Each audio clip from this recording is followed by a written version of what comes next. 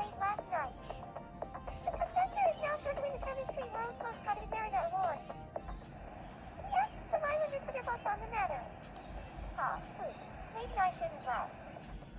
That news set my heart racing. Thanks for watching. For your 8 o'clock news, this is Polly with you, signing off.